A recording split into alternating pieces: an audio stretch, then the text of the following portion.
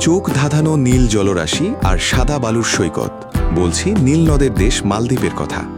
পৃথিবীর সবচেয়ে সুন্দর দ্বীপরাষ্ট্রগুলোর একটি এই দেশ।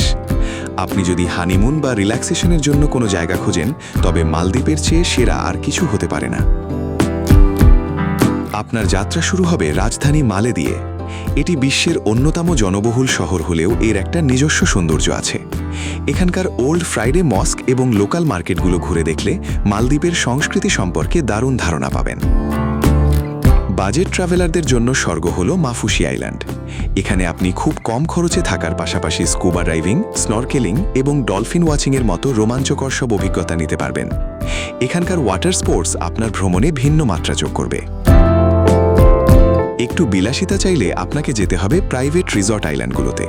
পানির উপর তৈরি ভিলা বা ওয়াটার ভিলা মালদ্বীপের প্রধান আকর্ষণ। নির্জন দ্বীপে নীল পানির ওপর রাত কাটানো এক অভাবনীয় অনুভূতি, যা আপনাকে দেবে পরম প্রশান্তি। এক জাদুকরী অভিজ্ঞতার জন্য ঘুরে আসুন ভাদু আইল্যান্ডে। রাতের অন্ধকারে এখানকার সৈকতে আছড়ে পড়া ঢেউগুলো নীল আলোর মতো জ্বলে ওঠে, যাকে বলা হয় সি অফ স্টার্স। এই প্রাকৃতিক সৌন্দর্য দেখে মনে হবে আপনি কোনো রূপকথার রাজ্যে আছেন। সমুদ্রের নিচে রঙিন দুনিয়া দেখতে চাইলে ব্যানানা রিফ মিস করবেন না। এটি মালদ্বীপের অন্যতম জনপ্রিয় ডাইভিং সাইট। এখানে হাঙর, স্টিংরে থেকে শুরু করে হাজারো প্রজাতির রঙিন মাছের দেখা মিলবে। প্রকৃতির এই অপরূপ সান্নিধ্যে নিজেকে হারিয়ে ফেলার জন্য মালদ্বীপের বিকল্প নেই। আপনার পরবর্তী ট্যুর প্ল্যানে মালদ্বীপ থাকছে তো? কমেন্টে আমাদের জানান।